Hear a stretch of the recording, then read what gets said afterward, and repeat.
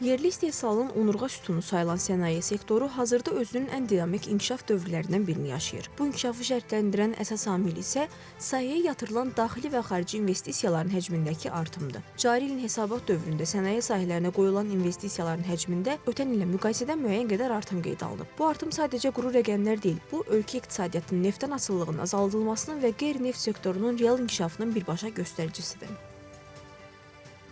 Muxtar Respublikada sənaye istehsalı 8%, sənaye sahəsinə yönəldilən investisiyalar isə ötən ilin müvafiq dövrünə nisbətən 43,5 dəfə artıb.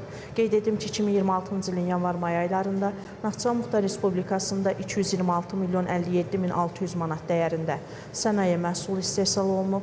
Bu göstərici ötən ilin müvafiq dövrü ilə müqayisədə 8% çoxdur. Sosial faktordan baxdıqda deyə bilər ki, bu məşğulluğun təmin olunması deməkdir. Yəni, əgər təbii ki, sənaye zonalarında müəssisələr fəaliyyət göstərir ki, yeni açılan müəssisələr eyni zamanda yeni iş yerləri deməkdir və bu da məşğulluq baxımından xeyli önəmlidir. Demoqrafik göstəricilər baxımından bu iş yerlərində təbii ki, xeyli kifayət qədər insanlar çalışır və bunun da əsasən bölgələrdə olmasını göstərir ki, yəni bölgələrdən artıq demoqrafik problem həll olunur, yəni başqa Bakı şəhəri və yaxud da böyük şəhərlərə köçün qarşısı alınmış hesab olunur.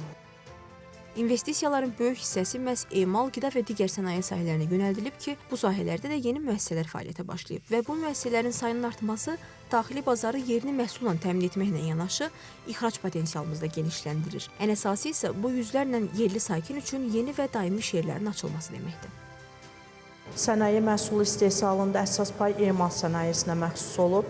Belə ki, ümumi istehsalın 82,2% emal sənayesinin, 16,2% elektrik enerjisi, qaz və buxarın istehsalı, bölüşdürülməsi və təchizatı sahəsinin, 1,5% su təchizatı, tullantıların təmizlənməsi və emalı sahəsinin, 0,1% isə mədən çıxarma sənayesinin payına düşür. Muxtar Respublikamızda da bildiyimiz kimi, yəni həm əvvəllər Şəhər Sənaye Məhəlləsi yaradılmışdı, həm də deməli bir neçə il öncə Naxçıvan sənaye zonasının yaradılması artıq gələcəkdə də burada qeyd olunan müsbət, yəni iqtisadi dinamikanın inkişafının şahidi ola biləcək.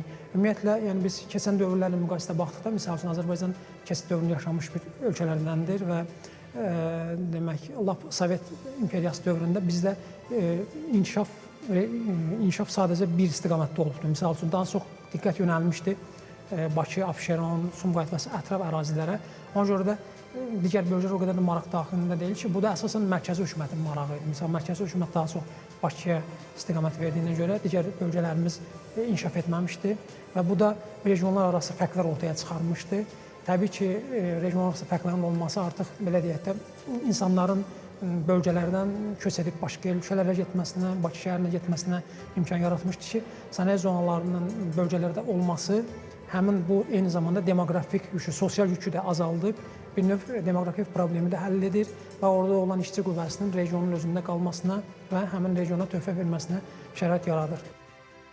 Beləliklə, sənayeyə qoyulan investisiyaların artması təkcə bugünkü iqtisadi sabitliyi təmin etmir, həm də gələcəyin güclü, müstəqil və ixrac yönümlü sənaye potensialının təməlini qoyur. Rəqəmlər artdıqca isə ölkə sənayesi də böyüməyə və yenilənməyə davam edəcək.